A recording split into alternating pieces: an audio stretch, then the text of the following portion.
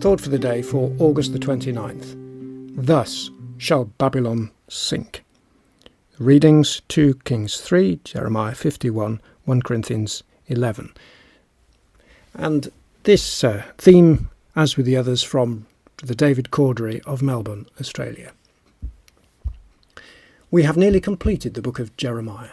Today's 51st chapter of 64 verses is quite remarkable, quite challenging. It is all about Babylon and God's judgments on her, that mighty city and the country of the same name. She had destroyed Jerusalem and God's great temple and taken all its treasures.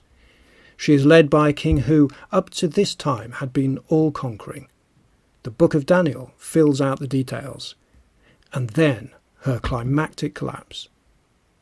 Here in Jeremiah we have the Lord's prophecies of that collapse, and we are told Jeremiah wrote in a book all the disaster that should come upon Babylon, verse 60. Seraiah is commissioned by Jeremiah, when you come to Babylon, see that you read all these words and say, O Lord, you have said concerning this place that you will cut it off, so that nothing shall dwell in it, neither man nor beast, and it shall be desolate forever. Thus shall Babylon sink, to rise no more. Verses 62 to 64. This is still the case today. The last dictator of Iraq, Saddam Hussein, sought to restore some part of Babylon and seat himself in it. His effort was a disaster. However, we recognise in some of the wording of this chapter that the Lord caused Jeremiah to see far beyond the time of the Babylon he knew. Some of his words are plainly echoed in the book of Revelation. Babylon is a Greek word, but in Hebrew it is the word Babel, and we know what happened to Babel.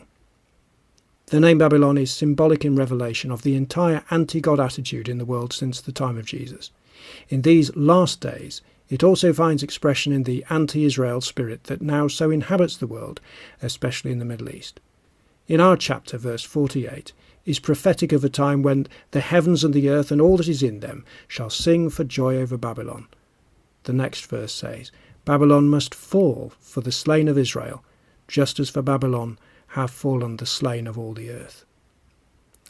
Earlier verses even more clearly have a latter-day application. This is the time of the Lord's vengeance. Babylon was a golden cup in the Lord's hand, making all the earth drunken. Therefore the nations went mad. Suddenly Babylon has fallen and been broken, for her judgment has reached up to heaven and has been lifted up even to the skies. Verses 6 to 9.